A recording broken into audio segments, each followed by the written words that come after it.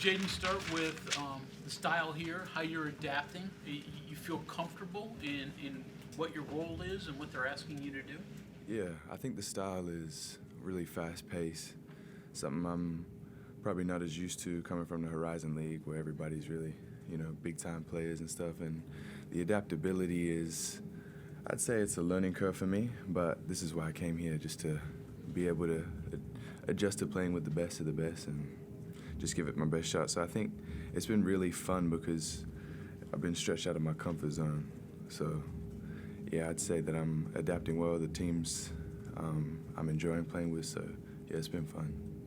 How is your game going to be different here? I mean, you were asked to score, and you had to score a lot, I understand, at Detroit, but maybe, not as much here. You may not get as many shots. How is that going to work for you? No, definitely. We've got a lot of natural scorers here as well, so obviously the responsibility isn't, just to put the ball in the hoop. There's bigger things, and the impetus behind my growth as a player and helping this team is really playing defense, locking down on the defensive end, hitting open shots, cutting well, and then obviously he knows I can score. So just focusing on the things that maybe were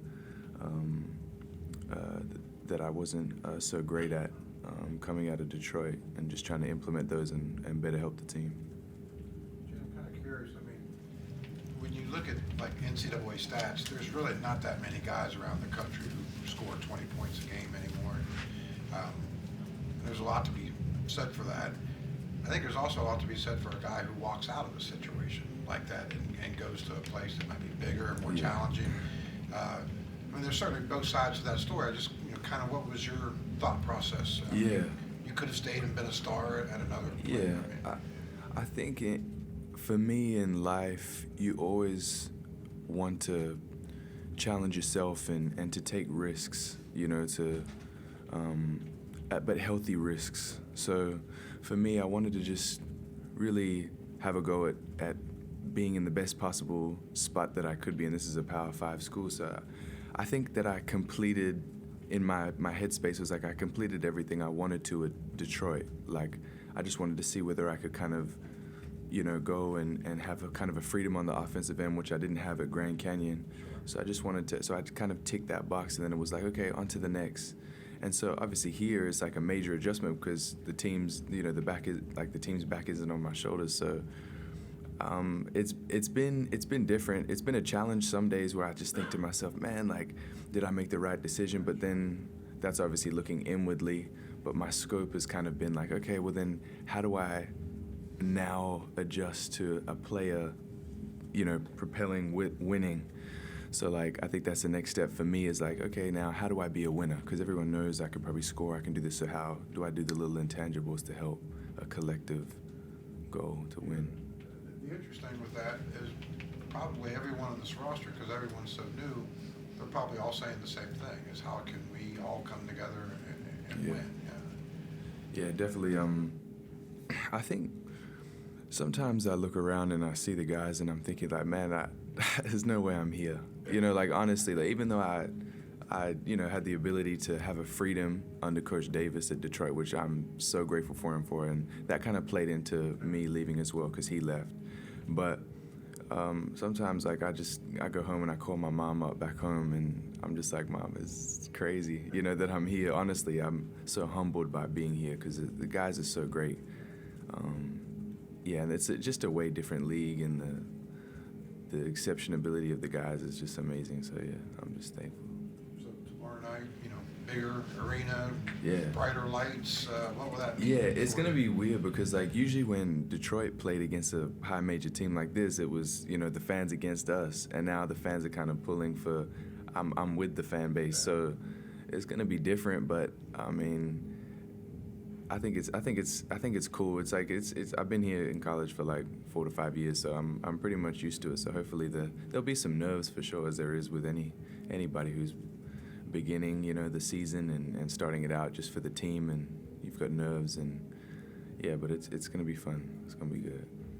Jayden, this is probably a really dumb question, but I'm just curious, like, what was last season like for you guys carrying around that 0 for so long? I mean, you get one, and that had to feel good. Man, it's just one, right? It was rough. It was rough, honestly, because when you're like the main player of the team, it's transfixed onto, okay, what's he doing? You know, like this is really on him. You're the scapegoat behind, you know, everything that's not happening, or what's not happening. Is it the coach? Is it him? And the coach is, you know, kind of going back and forth and saying, well, the players are not doing it. Like there was a lot of things that were happening in the locker room where we had a lot of injuries, and pretty much we had like a starting 5 set, but they were out due to academic ineligibility or you know, they got injured, so it was like hard. So we were pretty much playing with the bench 5 as the starting 5 besides myself. So that was different, and I just think it was a roller coaster. But if I'm gonna be completely honest, I probably was thinking more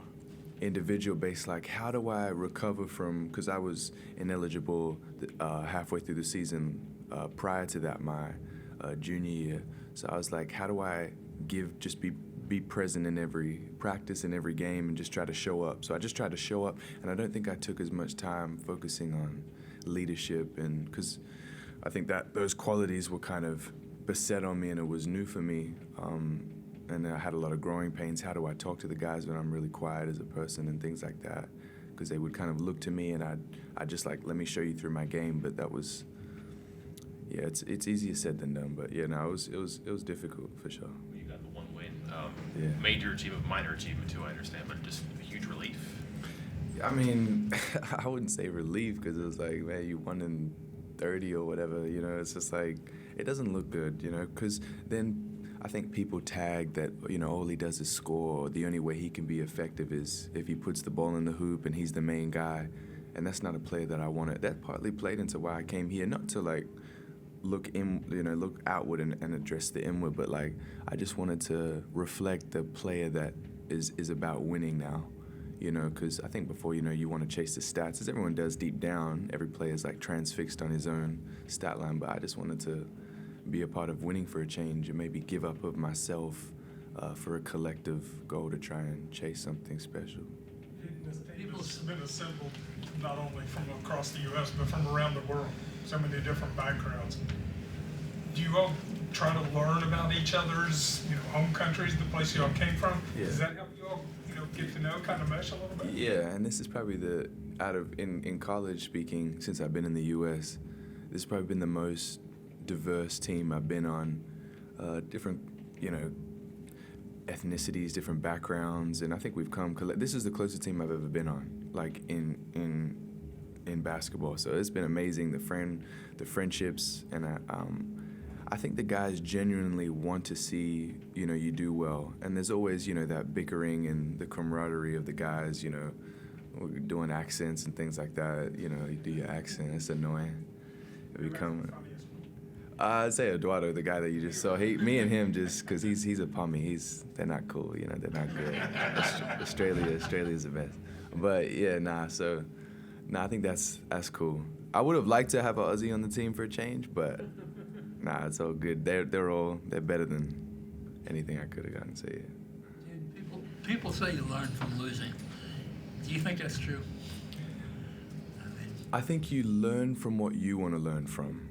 So you learn from, just like anything, you take situations and it's your response to anything. So your response to anything is how you do everything. So for me, if we would have won, okay, how does he deal with when the camera's in his face, and does he go home and go out with his friends and kind of just takes the day off, and, you know, or does he go home, okay, let me just center myself, thank you, Lord, for the game, be grateful to God, and just kind of humble yourself, okay, let's go to work tomorrow, same thing. So like, even in success is just as much as how do you learn, is just as much as in defeat. And so for me, I was learning how to be resilient, and so how to bounce back, go back in the gym after the day and just keep shooting my shots, because I could have been like, well, we all throw in the towel, I may as well throw in the towel on myself. So I didn't want to do that. So I think I just wanted to learn regardless of the situation.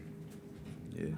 I covered a baseball team that lost 104 games in the season, and another one that won 107. So, I mean, believe me, they learned more winning 107 than they did losing. Yeah, for sure. Because it's just it's like a weight, you know. Because like, you know, looming in the crowd, that's what everyone's thinking. Like, man, this team suck, you know. And you kind of like go into the game thinking, I really think we can win. Like, I really thought that I could put the teams back on my shoulder and to try and. But it was weird because I think as coach, sometimes there's you box in certain players subtly without even knowing, like subconsciously. Like a guy might not feel like he can play his game, but whereas in Detroit, I felt like I could completely play my game. But whereas GCU, I was just a role player. And some people were like, man, what happened? But it was just the opportunity widened and I just seized it. I think like any player in our team could be the guy, but it's just, it's each player giving little piece by piece to the team. So. It'd be important for you to win this year, though. Yeah, very important. I know I only heard off the grapevine that we were picked quite low, but I think No one knows anybody. yeah, no one knows anybody. It's just a fresh team, and I think there'll be a lot of surprises. But it's like anything. It's like it's a roller coaster. It's up and it's down. I think a consistency is what I'm seeking as well from the team. Like if we can just keep, I think that shows more. To be valiant in defeat, or to bounce back and to figure it out. Because come March, that's when we want to be completely like, okay, we're locked in, we're ready. We've seen the highs and the lows, the pits, and yeah, I think it'll be good. Do you know anything about West Virginia growing up in Perth? West Virginia had a good women's basketball player from Perth who I think played in the same club team you did. Really? Natalie Burton. I don't know if you Oh, ever heard of her. But she'd be older than remember, you. yeah. So, but did you have any knowledge? And how weird is your path that is taking you to all this? Yeah, it's been crazy, but I didn't really know about like college basketball. I knew about North Carolina because of Michael Jordan, but like in Australia, there's not really. I mean, college basketball was like a huge thing, but it's like almost, it's esoteric. It's like it's not something that basketball players think they can attain. Like I was getting cut from club teams in Perth, and I was like, man, I ain't never gonna make it anywhere. Like I was like, man, I suck, dude. Like I honestly, like I don't know how I made it here, off a tooth and a leg, but I didn't know anything about West Virginia. Perth is it's the second most isolated city on the planet, and so it's just very easygoing. A lot of surfing. No one's really talking about who scored, against Duke basketball. They were just like, oh, you want to go down to the beach for a coffee. It's like, it's just different lifestyle. But I think everybody in Perth thinks that is around my friend group thinks I'm a celebrity. When I post stuff on Snap about the Mountaineers, and I know about the song, and I got to be very careful. I'm not a lover of country. So I like the Mountain Mama. That's just I gotta love it though, cause that's I'm repping. But like I don't like country. I've never been a country lover. But nah, this is a cool place. I love the greenery. The kind of fall, like driving in from Pittsburgh to West Virginia. It's just beautiful. So you guys are very blessed with the serenity of your landscape. Detroit, good morning. Oh, completely different. It was like when I came from Australia to America, it was like, what is going on? Like, bloody no clue, like you're just sitting there and like, this is so different. But Detroit, it was like I went from, I don't know how to word it. It was like kind of like ghetto to like, you're in like everything so lush and so nice. And like at Detroit, we were eating pizza scrolls after the game, and Lunchables, like, it was just different. It was just a different scenery. I think also what was different is like, even in my time there, I think there was like one white person on the staff. So it's like you go from like all black to like all white. And so it was just like, it's just different, but you adapt. And I think I can add all of this to my mental repertoire. So as a psychology major, it's all about personability and relationships, and your adaptability. And as a mixed race person, like, you want to be able to be inclusive of everyone and to have a scope and a knowledge about the people around you. So I think it just adds to my repertoire, because you come from Australia, then you go to, America, and you're in so many different states, and Phoenix and Detroit and LA, and so it was like now West Virginia. So you can just add that. It just adds to your story.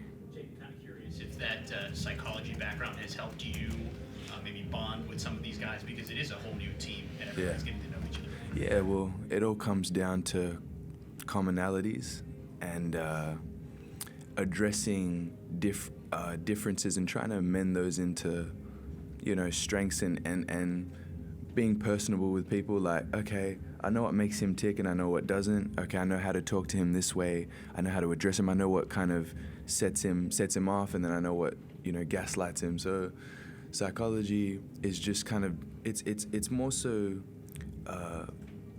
lending an ear when needed. So I kind of sit back. I don't want to assert a mindset where I'm a kind of an accidental diminisher, as they call it. So it's kind of like, I don't want to assert myself as an expert. I just want to sit back and kind of be listening to what people are saying, and then regurgitate whatever they've told me and kind of spit it back to them in a positive manner. So yeah, that's just what I do. So but not be manipulative, just be aware of the relationships that I have and try to grow with guys.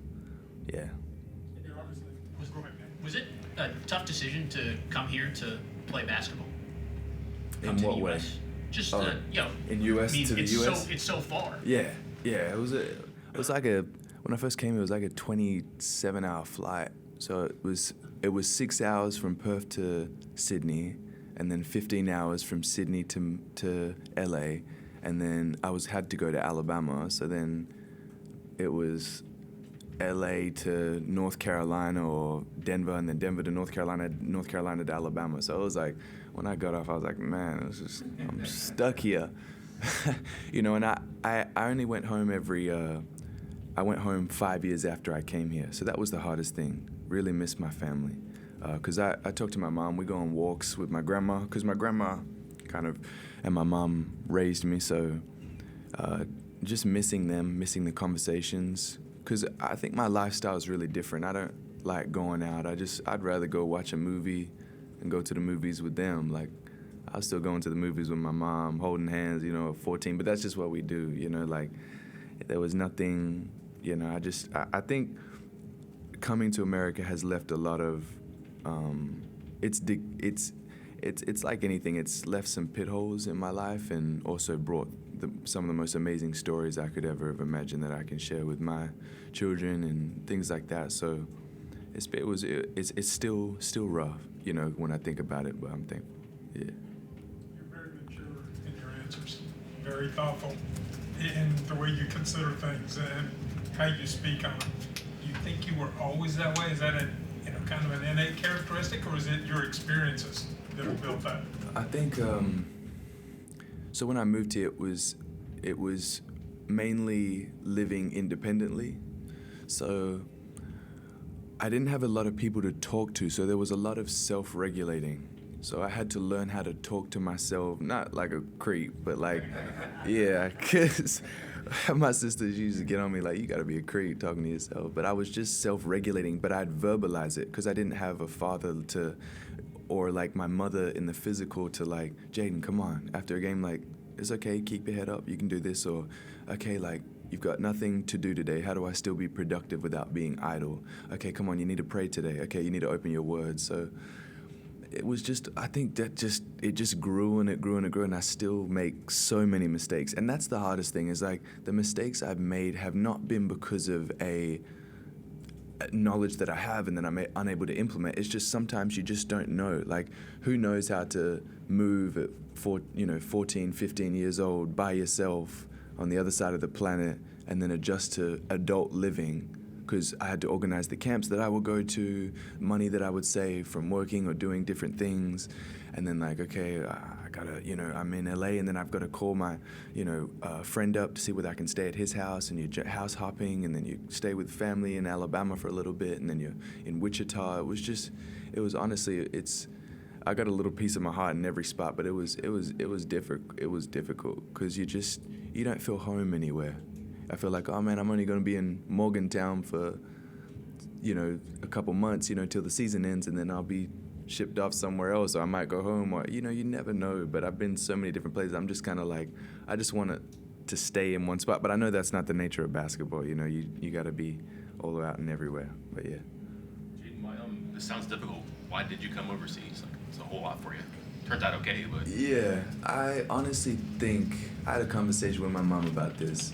I'll be careful with my answer, because I don't think like people think I just hate basketball. Like, I love it. I'm so thankful to be here. But I was thinking, like, would I have ended up in the same place if I would have stayed till I was, done with my senior year of high school? Like, did I had to leave that early? And I'm not sure, but who knows, like, if I would have taken something away, would something have changed? But I don't think I would have changed, but I think there's still a lot of things, like cobwebs, that I need to address, like, like with being alone or different things like that I've had to work through, or the depression or anxiety, things like that, or losing people, like lost my father figure, to cancer, and then you just have to address that on your own, or like spending multiple Christmases by yourself, or birthdays, no one to really talk to, because it's like a different time zone in Australia, so it's just hard to talk to them all the time. But no, I came over because I wanted to chase a dream. I wanted to chase something. That's the primal thing of our human existence. We just want to go after something, and when you're determined, you don't look back. So I told my mom literally, I think 2 days before or something like that, I was like, I'm going to America and I'm getting the ticket, and I probably won't be seeing you for a long time. And she was a bit sad. My sister too was a bit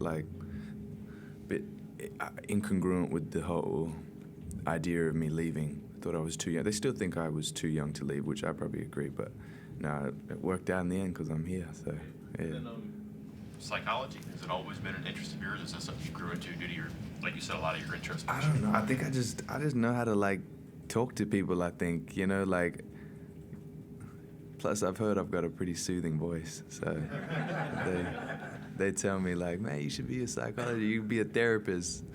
I don't know. I think when my mom's calling, she might be like crying, like, oh, I miss you. I'm like, hey, it's okay, we're gonna come, or like self-regulating myself. So I feel like if you can conquer your own mind and you can why how it works with all the things that have happened, I'm sure you can relate to other people, find common ground. So yeah, the psychology's always been great. But I don't know, I think hopefully one day I can go into maybe some counseling or some mentorship or something along those lines. So yeah. How old were you when you first came over to the... I was 15, turning 16, yeah. So I was freshman in high school, yeah. And I just like, after I got a letter of recommendation from the high school that I was at, and I said, look, I'm deciding to leave, and they were like, is there anything we can do, can we take some, because I was on a scholarship in high school over there, because it was a boarding school, and I was like, nah, my dad kind of set me and was like, look, I've got some people you can stay with, you've never met them, but you can go over there and stay, and yeah, so. That's where it all began. Where it all began, yeah. Jayden, thank you. All right, thanks, guys.